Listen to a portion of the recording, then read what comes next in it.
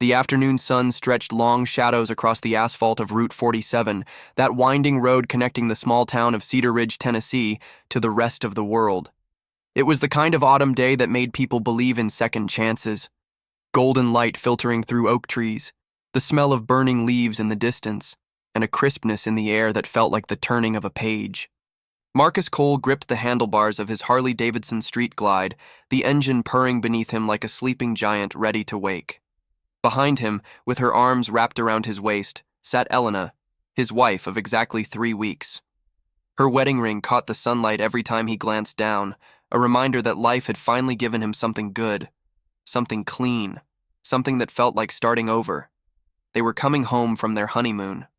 2 weeks in the Smoky Mountains, staying in a cabin with no cell service and no interruptions.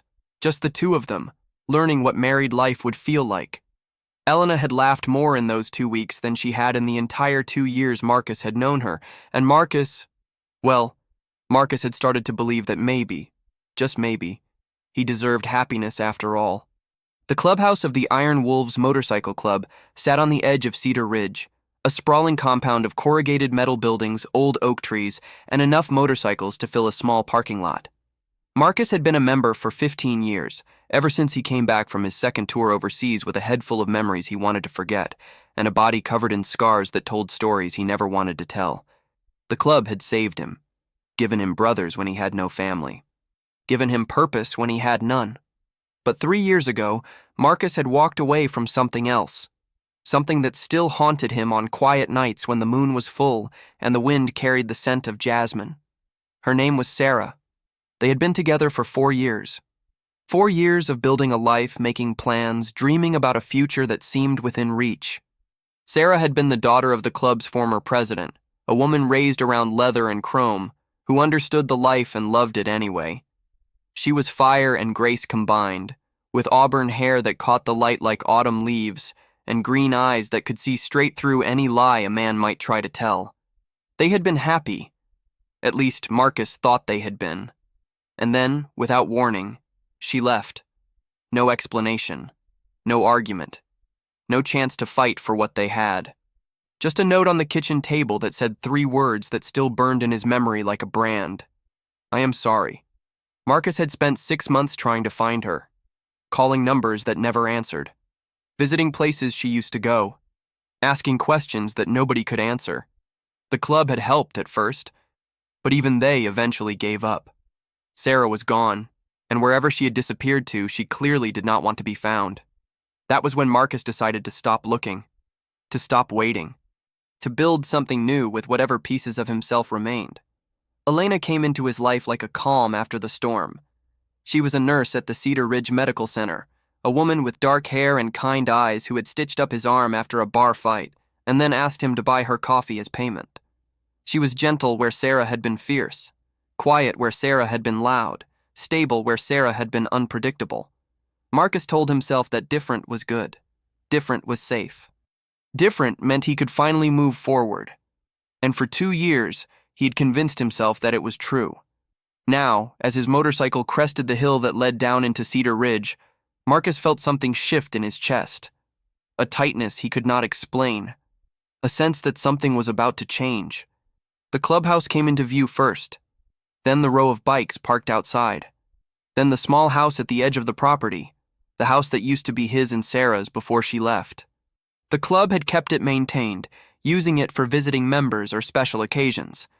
Marcus had not set foot inside since the day he found that note. But today, someone was outside that house. Someone familiar. Marcus slowed the bike without thinking, his eyes narrowing against the afternoon light. There was a woman kneeling by the row of motorcycles near the house, a hose in one hand and a sponge in the other. She was washing the bikes with practiced movements, her auburn hair pulled back in a messy ponytail, her clothes damp from the spray. And in a carrier strapped to her chest, there was a child, a baby, maybe 8 or 9 months old, with dark hair that curled at the edges and eyes that were squeezed shut against the afternoon sun. Marcus felt the world tilt sideways. Elena tapped his shoulder. She had seen his body go rigid, felt the tension spread through his muscles like electricity through a wire. "Is everything okay?" she asked, her voice muffled by the wind. Marcus did not answer. He could not answer. Because the woman washing bikes in front of the house that used to be his home had just turned around. And it was Sarah. Their eyes met across the distance, and for one eternal moment, the world stopped. Sarah's hands froze on the bike she was cleaning. Her face went pale. Her lips parted as if to speak, but no words came out. The baby in her arms stirred, making a soft sound that carried across the quiet air. Marcus killed the engine. The sudden silence was deafening. Elena climbed off the bike, her confusion evident in every movement. "Who is that?" she asked, looking from Marcus to the woman and back again. "Marcus. Who is she?" But Marcus was already walking. His boots crunched on the gravel as he moved towards Sarah, with the slow, deliberate pace of a man approaching something he was not sure was real. Every step felt like moving through water. Every breath felt like drowning. Sarah stood up, the hose falling from her hand and spraying water across the ground. She held the baby closer to her chest, one hand instinctively protecting the child as Marcus drew near. They stopped 3 feet apart, close enough to touch. Close enough to see every detail of each other's faces after 3 years of absence. Sarah's eyes were the same green he remembered, but there were shadows in them now. Lines at the corners that had not been there before. She looked older, tired, beautiful in a way that still made his heart ache. "Marcus," she said, her voice barely above a whisper, "I did not know you would be here today." Marcus stared at her, stared at the baby in her arms, stared at the ring on her finger. No, not a ring. Just a tan line where a ring used to be. His voice came out rough, like gravel scraped across stone. 3 years, he said. You disappeared for 3 years. No call, no letter, nothing. And now you are here, washing bikes with a baby in your arms. Sarah's chin trembled, but she held his gaze. She had always been strong like that, strong enough to face anything head-on, even when her heart was breaking. "I can explain," she said. Marcus laughed, but there was no humor in it. "Explain? You left me a note that said 3 words, Sarah. 3 words. And then you vanished. You think you can just explain that?" Elena appeared at his side, her hand reaching for his arm. "Marcus, please. Let us go inside. Whatever this is, we can talk about it later." But Marcus could not move, could not look away from Sarah's face, could not stop the questions that were piling up inside him like debris after a flood. Then his eyes dropped to the baby again. The child had opened its eyes now, dark brown eyes that looked up at Marcus with innocent curiosity. And in that tiny face, Marcus saw something that made his blood run cold. He saw himself, the shape of the nose, the set of the jaw, the way the eyebrows furrowed slightly, as if the baby was already trying to figure out the world. Marcus took a step back, his breath catching in his throat. "Sarah," he said, his voice cracking. "Whose baby is that?" Sarah's composure finally broke. A tear slipped down her cheek, followed by another and another. She looked at the child in her arms, then back at Marcus, and the truth was written across her face before she even spoke the words. "His name is Daniel," she said quietly. "He is 8 months old." That was not what Marcus had asked, but somehow it was exactly the answer he had feared. 8 months old, which meant Sarah had been pregnant when she left, which meant the child she was holding, the child with his eyes, his nose, his stubborn expression, was his. Marcus felt Elena's hand tighten on his arm. He felt the ground shift beneath his feet. He felt the carefully constructed walls of his new life begin to crack and crumble around him. And somewhere in the distance, a crow cried out, breaking the silence like a judgment from above. Sarah looked at Marcus with eyes full of regret, full of sorrow, full of a love that had never quite died. "I am sorry," she said again, the same 3 words she had written in that note 3 years ago, but this time she added something more.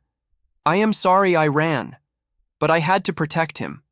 I had to protect both of you." Marcus opened his mouth to respond, but no words came out. Because standing in that moment, with his new wife on one side and his old love holding his child on the other, Marcus Cole realized that his past had not just caught up with him. It had been waiting for him all along. Check if you are already subscribed to this channel, because what happens next in this story will show you that sometimes the hardest battles are not the ones we fight with our fists, but the ones we fight with our hearts. Subscribe now so you do not miss a single moment of this journey. The silence that followed Sarah's words hung in the air like smoke after a fire. Thick, heavy, impossible to breathe through.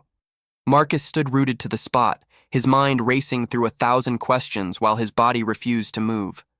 Elena remained beside him, her face a mask of confusion and dawning horror as she looked between her new husband and the woman who had clearly once held his heart. Finally, it was Elena who broke the spell. Marcus. She said his name firmly, her voice carrying that calm authority she used when dealing with difficult patients at the hospital. We need to go inside. All of us. Whatever this is, standing in the middle of the driveway is not going to solve anything. Marcus wanted to argue, wanted to demand answers right there, in that moment, under the open sky where there was nowhere to hide. But Elena was right. She was always right about things like this, practical, sensible, focused on solutions rather than emotions. He nodded once, stiffly, and turned toward the clubhouse. Sarah fell into step behind them, the baby cooing softly in her arms as they walked. The clubhouse was empty at this hour. Most of the members were either at work or running errands, and the few who remained had retreated to the back workshop when they saw Marcus's bike pull in. The main room smelled of coffee and leather, with worn couches arranged around a massive wooden table that had seen more brotherhood meetings and late-night conversations than anyone could count. Marcus dropped into one of the chairs, his leather jacket creaking as he moved. Elena sat beside him, close enough that their shoulders touched. Sarah hesitated near the door, as if unsure whether she had the right to be in this space anymore. "Sit down," Marcus said. His voice was flat, controlled.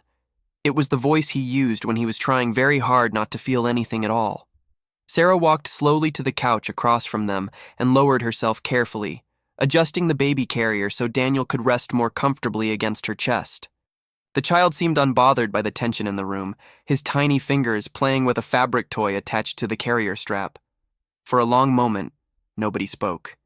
The clock on the wall ticked steadily, counting seconds that felt like hours.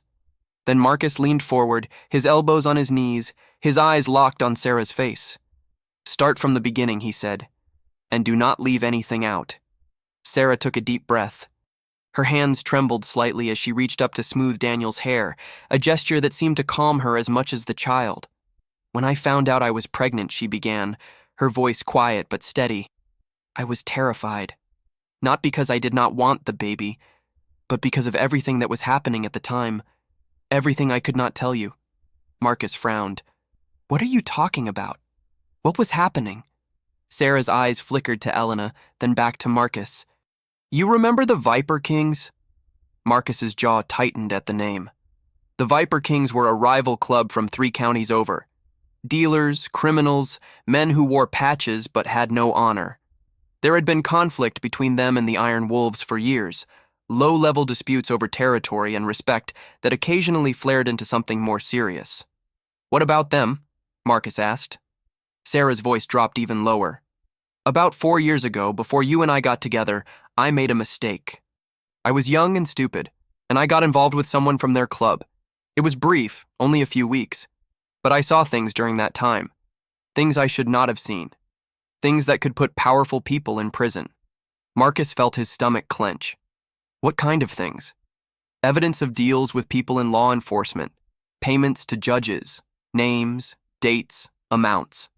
I stumbled across documents I was never supposed to find. And when I tried to leave, when I tried to pretend I had not seen anything, they let me know exactly what would happen if I ever talked." Elena spoke for the first time since they had sat down. "They threatened you." Sarah nodded. "They made it very clear that if I ever said a word to anyone, they would come after everyone I loved.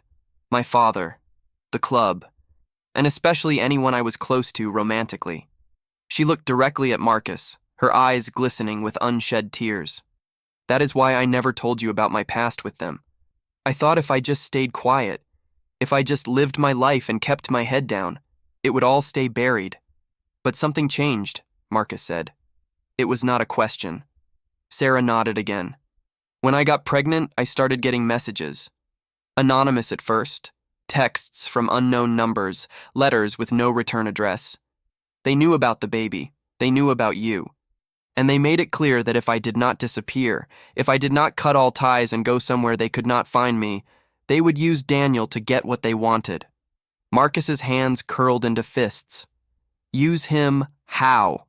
They wanted me to testify on their behalf if certain cases ever went to trial, to lie for them, to say I saw things I did not see and deny things I did.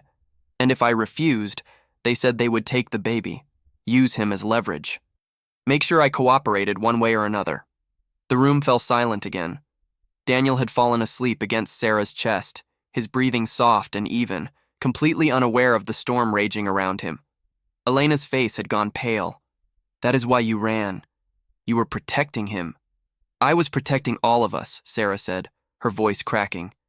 I knew that if I stayed, if I tried to fight them openly, they would hurt Marcus, hurt the club, hurt our child. The only way to keep everyone safe was to disappear completely, to make them think I was gone, that I would never be a threat. Marcus stood abruptly, pacing across the room like a caged animal. His mind was reeling, trying to process everything Sarah had said. 3 years. 3 years of silence, of wondering, of learning to live without her. And now he was learning that every moment of that pain had been her way of protecting him. Protecting a child he had not even known existed. He turned back to face her, his expression torn between anger and something far more complicated. Why did you not trust me? He demanded. Why did you not tell me what was happening? We could have faced it together. The club would have protected you. I would have protected you. Sarah's tears finally fell, streaming down her cheeks in silent rivers. Do you think I did not want to? Every single day, I wanted to call you, to tell you about Daniel, to hear your voice and know that everything would be okay. But I could not risk it. I could not risk them tracing a call or intercepting a message. I could not risk leading them straight to you.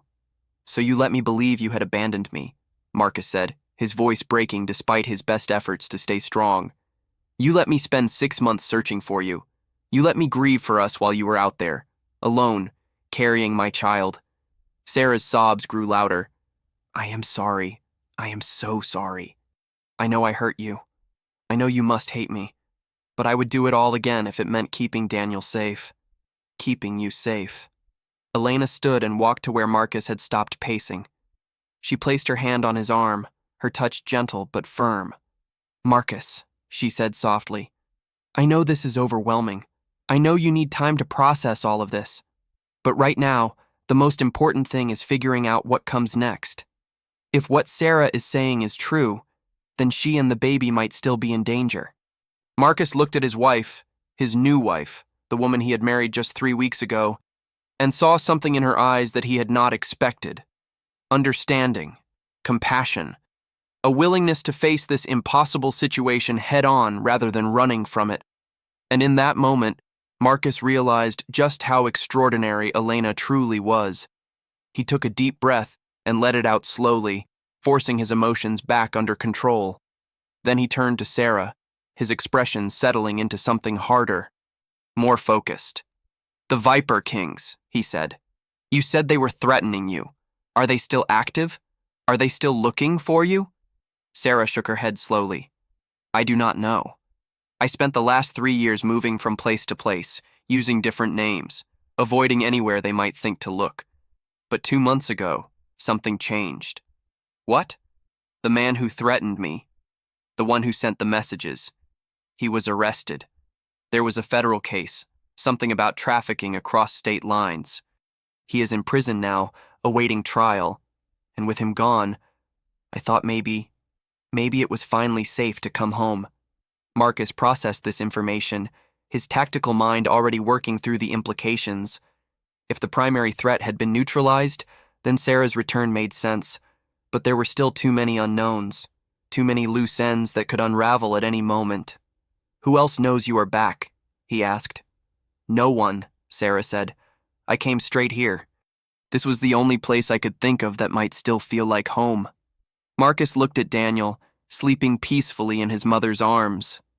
His son, a child he had never held, never named, never watched take his first steps, or speak his first words. 8 months of life that Marcus had missed entirely. And despite everything, The anger, the betrayal, the confusion. He felt something else rising in his chest.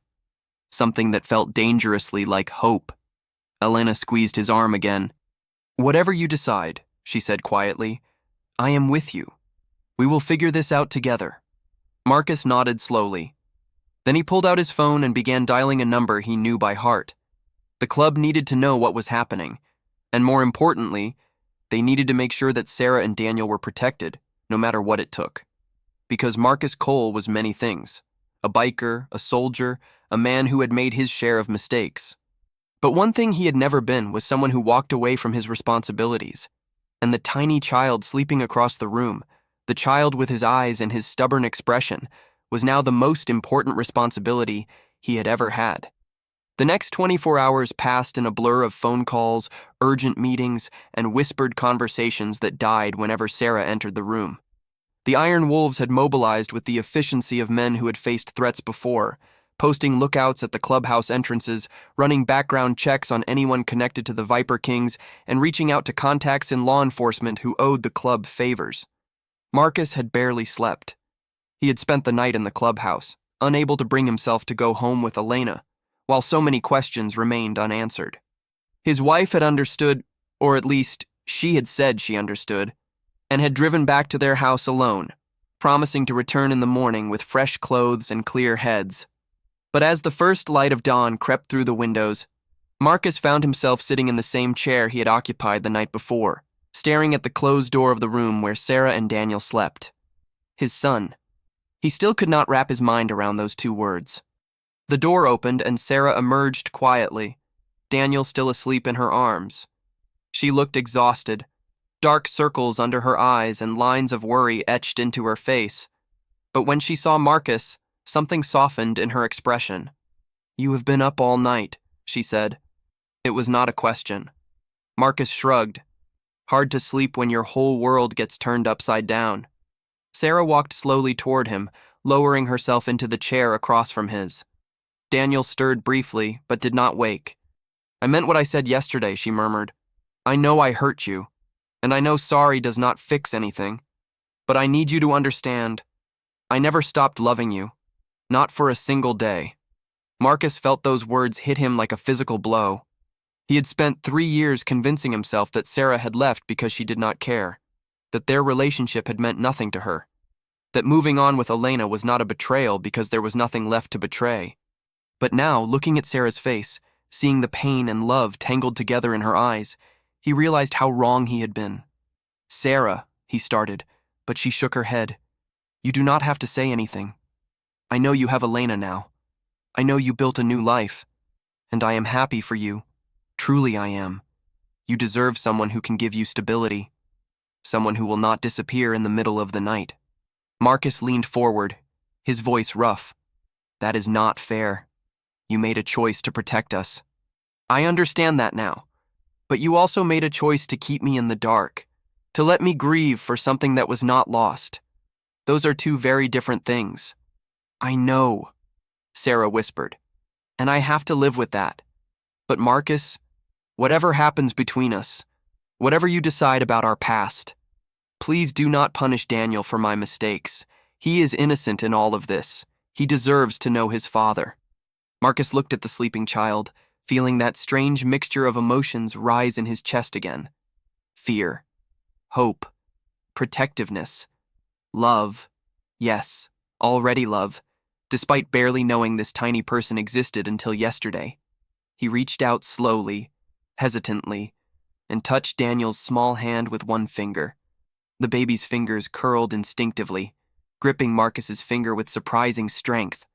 And in that moment, something inside Marcus shifted, settled, clicked into place like a puzzle piece he had not known was missing. "I am not going anywhere," he said quietly. "Whatever else happens, that boy is my son, and I will be there for him. Always." Sarah's tears fell freely now, but she was smiling through them. "Thank you," she breathed. "That is all I wanted. That is all I ever wanted." The door to the clubhouse opened, and both of them looked up to see Bull, the club's sergeant-at-arms, walking in with a grim expression on his weathered face. Bull was a mountain of a man, standing 6'5" with shoulders broad enough to block doorways and hands that could crush walnuts. But despite his intimidating appearance, he had a heart as big as his frame, and a loyalty that had never wavered in all the years Marcus had known him. "We got a problem," Bull said without preamble. Marcus stood immediately, his protective instincts flaring. "What kind of problem?" Bull glanced at Sarah, then back at Marcus. "Just got word from our contact at the county sheriff's office. The Viper Kings know she is back." Sarah went pale. "How? I was so careful. I did not tell anyone. I did not contact anyone." "Do not matter how," Bull said. "What matters is they know, and according to our guy, they are not happy about it. Word is they're worried she might testify at their boy's federal trial. Turn state's evidence or something." "I would never do that," Sarah said quickly. "I just want to live my life. I just want to raise my son in peace." Bull shook his massive head. "They do not care what you want. They care about protecting their own. And right now, you are a loose end they think they need to tie up." Marcus felt the cold fire of anger building in his chest. The Viper Kings had already taken 3 years of his life. They had separated him from the woman he loved and kept him from knowing his own child. And now they were threatening to take even more. Not this time. He looked at Bull with steel in his eyes. "Call a meeting. Full club, 1 hour. We need to figure out how to handle this." "Already done," Bull replied. "Brothers are on their way now." He paused, his gaze softening slightly as he looked at Daniel sleeping in Sarah's arms. "We protect our own, Marcus. You know that. And that kid, he's one of us now. Nobody's gonna touch him." Marcus nodded, gratitude and determination warring in his expression. Then he turned to Sarah and placed his hands on her shoulders, forcing her to meet his eyes. "Listen to me," he said firmly. "I know you have been running for 3 years. I know you have been scared and alone. But you are not alone anymore. You are home now. And the Iron Wolves do not let anyone hurt their family." Sarah's lower lip trembled. "But what about Elena? What about your new life? I do not want to destroy everything you have built." "You let me worry about that," Marcus said. "Right now, the only thing that matters is keeping you and Daniel safe. Everything else can wait." Sarah nodded slowly, some of the fear in her eyes giving way to trust. "Okay," she whispered. "Okay, I trust you." And despite everything, the complications, the pain, the impossible situation, Marcus felt something that had been broken inside him begin to heal. Because this is what he was meant to do. This is what the club had taught him. When someone you love is in danger, you do not hesitate. You do not calculate the cost. You stand up, you step forward, and you face whatever comes. That is what brothers do. That is what fathers do. An hour later, the main room of the clubhouse was packed with Iron Wolves. 23 members in all, ranging from young prospects still earning their patches to grizzled veterans who had been riding since before Marcus was born. They sat in a rough circle around the central table, their faces serious and attentive as Marcus laid out the situation. He told them everything. Sarah's past with the Viper Kings, the threats that had driven her away, the child she had been protecting, and the news that the enemy now knew she was back. When he finished, the room fell silent. Men exchanged glances, processing the information, calculating the risks. Finally, Hawk, the club's president, a lean man in his 60s with silver hair and eyes that had seen more than most could imagine, leaned forward and spoke. "The Viper Kings have been pushing at our territory for years," he said, his voice carrying the weight of authority. "We have avoided direct conflict because it was not worth the cost. But this changes things." He looked at Sarah, who was sitting in the corner with Daniel, then back at Marcus. "This is not about territory anymore. This is about family." Murmurs of agreement rippled through the room. Hawk continued. "The question is, how do we respond? We can circle the wagons, go defensive, wait for them to make a move, or we can go on the offensive, send a message that anyone who threatens one of our own will face consequences." Marcus stood up, his voice strong and clear. "I say we do both. We protect Sarah and Daniel with everything we have. Round-the-clock security, safe houses, the works. But at the same time, we need to find out exactly who in the Viper Kings is behind these threats and make sure they understand that coming after us is the worst decision they will ever make. More nods, more sounds of agreement. Bull slammed his massive fist on the table, making the wood shudder. "I say we ride," he declared. "Let them see us. Let them know we are not afraid. Sometimes the best defense is showing the enemy exactly what they are up against." The room erupted in a chorus of support. Fists pounded tables, voices rose in unity, and Marcus felt the power of brotherhood wash over him like a wave. These men, these brothers, had his back. No matter what came, they would face it together. Hawk raised his hand for silence. "It is settled, then. We protect the family. We send a message. And we make sure the Viper Kings understand that the Iron Wolves do not back down." He looked directly at Marcus. "You are point on this one, brother. It is your family on the line." "You call the shots."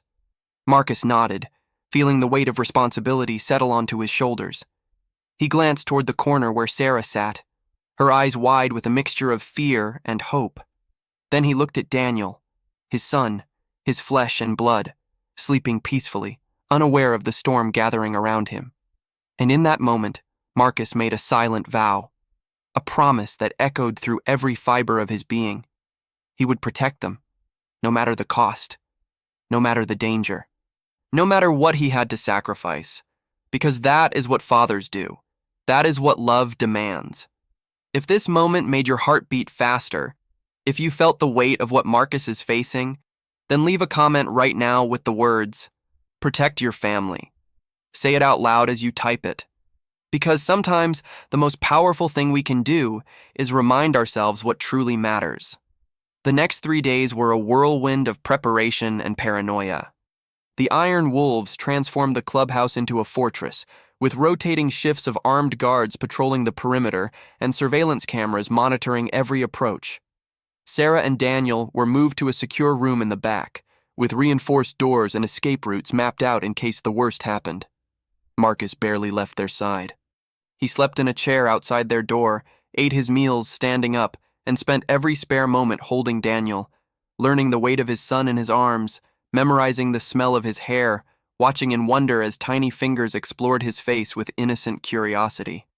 Elena came and went, bringing supplies and offering support with a grace that continued to amaze Marcus. She never complained about the situation, never questioned his commitment to protecting Sarah and Daniel.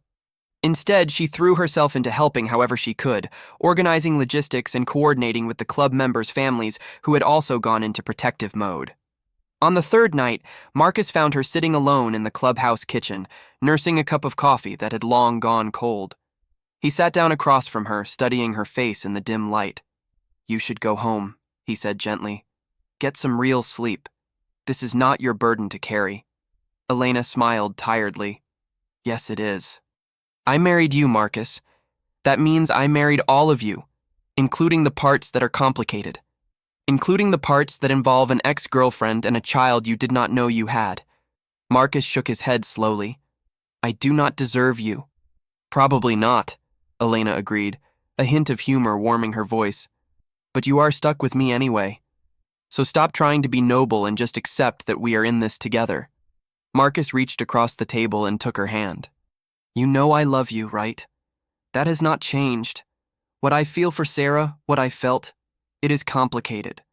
But it is not the same as what I feel for you." Elena squeezed his hand. "I know. And for what it is worth, I think Sarah is a good person who made impossible choices. I do not blame her for what happened. She paused, her eyes growing distant. "I just need to figure out where I fit in this new version of our lives."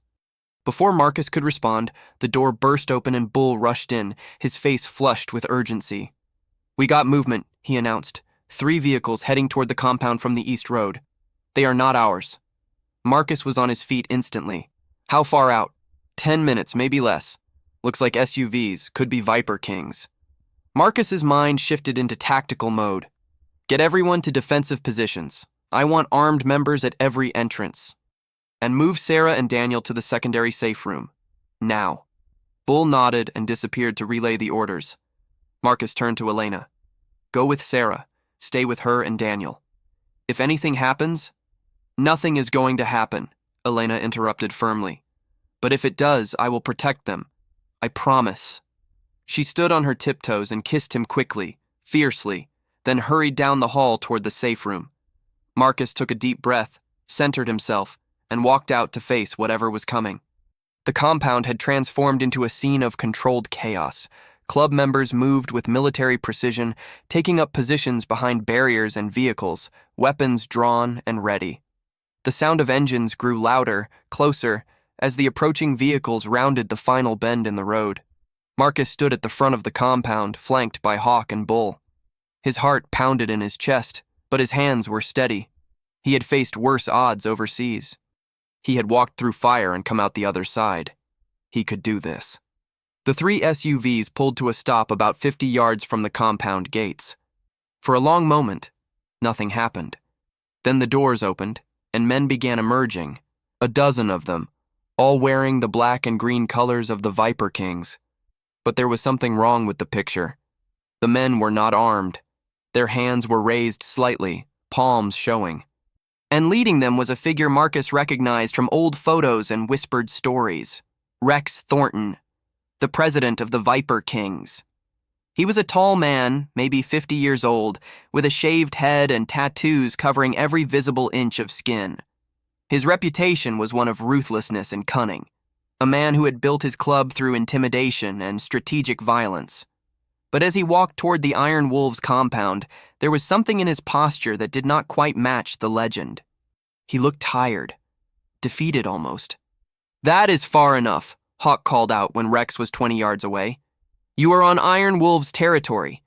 State your business or leave." Rex stopped walking.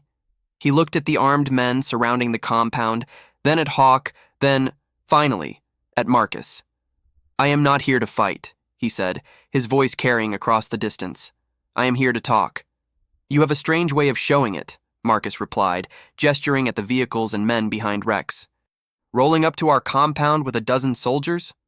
Rex actually laughed, a dry, humorless sound. "Those are not soldiers. Those are witnesses. Men from my club who have agreed to hear what I have to say and hold me accountable to my word." "And what word would that be?" Hawk asked suspiciously. Rex took a deep breath. "The word that we are done. The Viper Kings are out of the threat business. Sarah Montgomery has nothing to fear from us anymore." Marcus felt the world tilt slightly. He had expected violence, confrontation, a battle that could cost lives on both sides. This was something else entirely. "Why?" he demanded. "Why the sudden change of heart?" Rex's expression darkened. "Because the federal case against my VP, Donnie Graves, the one who sent those threats to Sarah, it is not going well. The feds have evidence, real evidence, not just witness testimony. Donnie is going away for a long time, and there is nothing anyone can say or not say that will change that." He paused, something like regret flickering across his weathered face. The threats against Sarah were Donnie's idea, his obsession. He was convinced she would turn on us, even though she never showed any sign of wanting to. I should have shut it down years ago, but I let it slide. Let him play his games. And now, look where we are. Marcus stepped forward, his eyes locked on Rex. "Why should we believe you? Why should Sarah believe you?" Rex reached slowly into his jacket pocket, prompting a dozen weapons to rise in his direction, and pulled out a folded piece of paper. He held it up for Marcus to see. "This is a sworn statement," he said, "signed by me and witnessed by every man here. It says that the Viper Kings renounce all claims against Sarah Montgomery, that we acknowledge she has no involvement in our legal troubles and poses no threat to our organization, that any member who harms or threatens her will be expelled and left to face consequences alone." He extended the paper toward Marcus. "It is not perfect, it is not official, but in our world, a man's word signed in front of witnesses means something, and I am giving you mine." Marcus hesitated. Every instinct told him this could be a trap, a trick, some elaborate deception designed to lower their guard. But as he looked at Rex's face, really looked, he saw something he had not expected. Sincerity, exhaustion, the resignation of a man who had finally realized that some battles were not worth fighting. Slowly, Marcus reached out and took the paper. He unfolded it, scanned the contents, and saw that it was exactly what Rex had described. A formal declaration, signed and dated, with a dozen witness signatures below. "Why now?" Marcus asked. "After 3 years of terror, why end it like this?" Rex looked away for a moment, his jaw tight. "Because I have a daughter. She is 22 now. Got married last spring to a good man who treats her right. And when I found out that Donnie had been threatening to take a woman's child, to use an innocent baby as leverage," he shook his head. "That crossed a line I never should have let him approach." He met Marcus's eyes again. "I am not a good man. I have done things that keep me up at night. But threatening children? That is not who I want to be. That is not what I want my legacy to be." A long silence stretched between them. Then finally Hawk spoke. "If this is genuine," he said carefully, "then we appreciate the gesture. But understand this. If anything happens to Sarah or her son, anything at all, we will hold you personally responsible. There will be no more conversations, no more negotiations, just consequences." Rex nodded slowly. "I understand, and for what it is worth, I am sorry. For all of it." He turned and walked back toward his vehicles, his men falling into step behind him. One by one, the SUVs started their engines and pulled away, disappearing down the road in a cloud of dust and uncertainty. Marcus stood watching until the last vehicle was out of sight. Then he looked down at the paper in his hands, the sworn statement that might mean safety for Sarah and Daniel, or might mean nothing at all. Only time would tell. But for now, at least, the immediate threat had passed. And that was enough. The days that followed Rex Thornton's unexpected visit were strange ones for everyone at the Iron Wolves compound. The club maintained heightened security for a full week, unwilling to take Rex's word at face value. Scouts monitored Viper King's movements. Contacts in law enforcement reported back that Donnie Graves' federal trial was indeed proceeding, with prosecutors confident of a conviction. And slowly, cautiously, life began to return to something resembling normal. Sarah emerged from protective isolation with Daniel, allowing herself to breathe freely for what felt like the first time in 3 years. She took walks around the compound with the baby in her arms, relearning the landscape of a place that had once been her home. She reconnected with old friends among the club members' families, women who had watched her grow up and who now welcomed her back with open arms and minimal questions. And she spent time with Marcus. They talked, really talked, for hours at a stretch, about the years they had lost, about the choices she had made, about Daniel and what his future might look like, about Elena and how complicated everything had become. It was during one of these conversations, on a quiet evening when the sunset painted the sky in shades of orange and gold, that Sarah finally asked the question that had been hanging between them. "What happens now?" she asked softly, Daniel sleeping in the carrier against her chest. "With us, I mean. With all of us." Marcus was silent for a long moment, watching the sun sink below the horizon. His mind was full of conflicting thoughts, emotions that pulled him in different directions. He loved Elena. That was clear and undeniable. She was his wife, his partner, the woman who had helped him rebuild his life when he thought there was nothing left to save. She had stood by him through this crisis with a strength and grace that humbled him. But Sarah was his first love, the mother of his child, a woman who had sacrificed everything, including his love, to protect their son. Looking at her now, seeing the vulnerability and hope in her eyes, Marcus felt the old feelings stirring, the memories of what they had been, what they might have become. He took a deep breath. "I do not have all the answers," he admitted. "I wish I did. I wish I could tell you that everything will work out perfectly and everyone will be happy. But the truth is, I do not know what the future holds." Sarah nodded, her eyes glistening. "I understand. I needed to know where your head is at, where your heart is at." Marcus reached out and gently touched Daniel's sleeping face, marveling once again at the miracle of this tiny person. "My heart is here," he said quietly, "with Daniel. That is the one thing I am absolutely certain about. Whatever else happens, I want to be his father. Really his father. Present involved, there for every moment I can be. Sarah smiled through her tears. That is all I ever wanted, Marcus. That is all I ever hoped for. They sat in comfortable silence as the last light faded from the sky, and for the first time in 3 years, Sarah felt something she had almost forgotten was possible. Peace.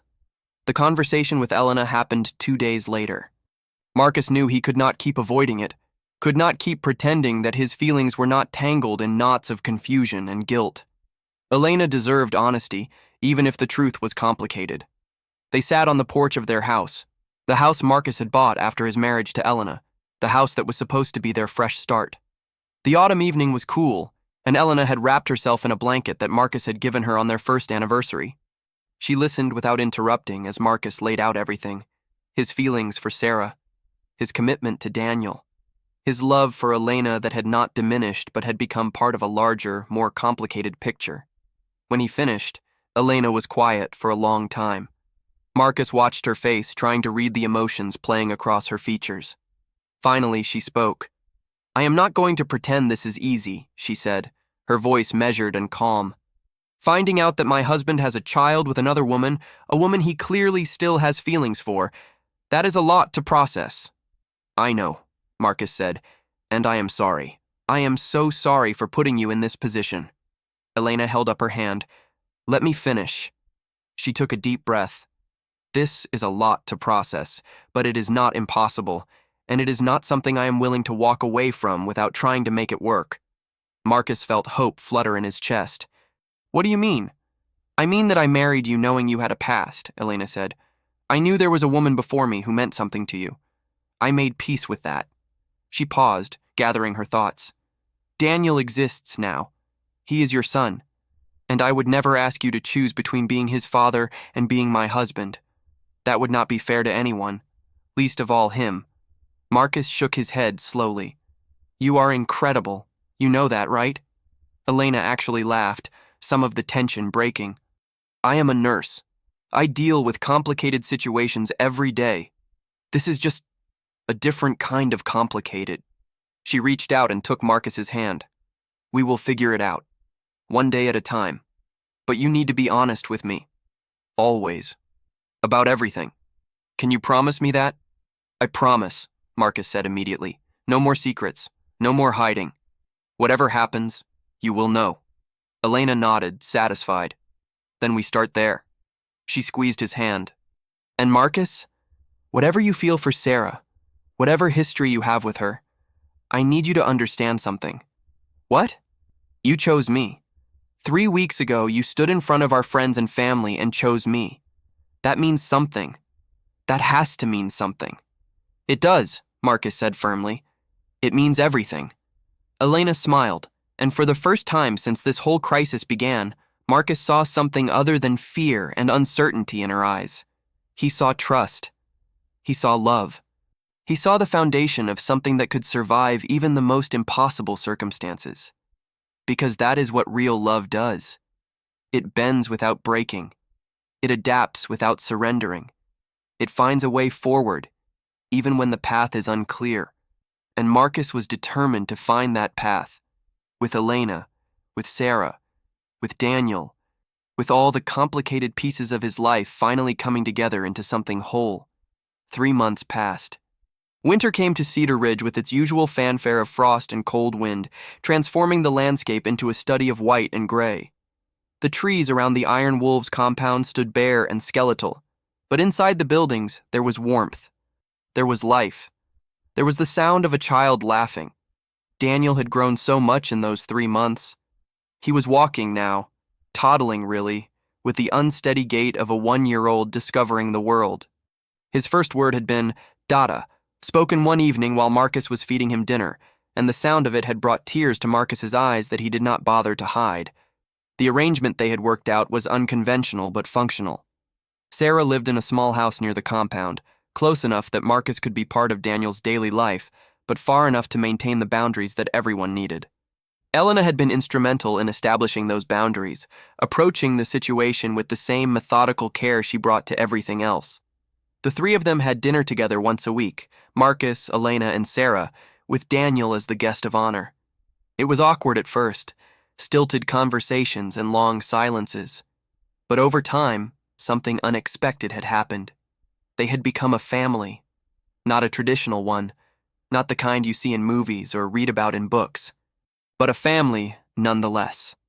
3 adults united by their love for one small boy, learning to navigate their complicated relationships with patience and honesty and grace. Sarah had found work as a mechanic at a shop in town, putting the skills she had learned growing up around the club to good use. She was rebuilding her life, piece by piece, and there was a strength in her now that had been buried under years of fear and running. Elena had continued her nursing career, but she had also started volunteering at a local clinic that served families in need. She said it helped her feel connected to something larger than herself, something that gave meaning to all the chaos she had witnessed. And Marcus. Marcus had discovered something he never expected to find: contentment. Not the flashy, dramatic kind of happiness that burns bright and fades fast, but a quieter, deeper satisfaction that came from knowing he was exactly where he was supposed to be. Being a father, being a husband, being a protector. On a cold evening in February, Marcus found himself standing on the porch of the clubhouse, watching the snow fall in thick, silent curtains. Daniel was inside with Sarah and Elena, the 3 of them playing some kind of game that involved stuffed animals and lots of giggling. Bull emerged from the clubhouse and stood beside him, 2 bottles of beer in his massive hands. He handed one to Marcus without a word. They stood in companionable silence for a while, watching the snow accumulate on the ground. "You did good," Bull finally said. His voice was gruff, but there was warmth underneath. "The way you handled everything, the way you brought everyone together, that takes a special kind of man." Marcus shrugged, uncomfortable with praise as always. "I just did what needed to be done." Bull shook his head. "Nah, you did more than that. You showed what it really means to be part of this club, part of this family." He took a long drink of his beer. "A lot of men would have fallen apart, would have let the anger and the confusion tear everything down. But you held it together. You made something good out of something broken." Marcus considered this for a moment. "I had help. Elena, Sarah, you, the whole club. I could not have done any of it alone." "That is the point," Bull said. "That is what brotherhood means. Nobody does it alone. We carry each other." The door opened behind them, and Elena appeared with Daniel in her arms. The boy was bundled in a tiny winter coat and hat, his cheeks rosy from the warmth inside. "Someone wanted to see his daddy," Elena said with a smile. "He's been pointing at the door and saying your name for the last 10 minutes. Marcus set down his beer and reached for his son, feeling that familiar surge of love and wonder as Daniel's small arms wrapped around his neck. "Hey, little man," Marcus murmured. "You ready to watch the snow with me?" Daniel babbled something that might have been words and might have been baby sounds, but his smile was unmistakable. Pure joy, pure trust, pure love. Marcus held his son close and looked out at the falling snow, at the world being slowly covered in white. It felt like a fresh start, a clean slate, an opportunity to build something new on the foundation of everything that had come before. Sarah appeared in the doorway, her face soft with an emotion Marcus recognized. She was watching him hold their son, watching the bond that had formed despite all the obstacles and complications. "He is lucky," she said quietly, "to have you as his father." Marcus met her eyes. "I am the lucky one." And standing there, surrounded by snow and silence and the people who mattered most, Marcus Cole finally understood what he had been searching for all along. Not adventure, not escape, not the roar of an engine or the thrill of the open road. He had been searching for home, and he had found it, in the most unexpected places, in the most complicated circumstances. In the faces of a wife who loved him despite everything, a woman who had given him a child, and a son who saw him as a hero without needing any explanation. That was the truth that stories like this revealed. Home is not a place. It is not a building or a town or a patch of leather on a vest. Home is people. Home is love. Home is the courage to stand up when everything falls apart and the wisdom to know that you do not have to stand alone. Marcus had spent years riding from place to place, searching for something he could not name. And now, finally, he understood. The search was over. He was home. If you watched this far, it is because this story touched something real in you. Leave a comment right now saying, "I watched this far," so I can get to know you and know who really appreciates these stories. Your words mean more than you know. And if this journey moved your heart, if you felt Marcus's struggle and his triumph, then please do 3 things. First, subscribe to this channel if you have not already, because stories like this are what we live for. Every subscriber helps us keep telling stories that matter. Second, hit that like button. It is a small action, but it tells us you want more. Third, share this video with someone who needs to hear it. Someone who is struggling, someone who feels lost, someone who needs to remember that family is not always the people we are born to. Sometimes it is the people we choose. Thank you for being here. Thank you for watching. Thank you for believing that ordinary people can do extraordinary things when they choose love over fear. Until next time, ride safe, stay true, and never forget, the greatest battles are the ones we fight for the people we love.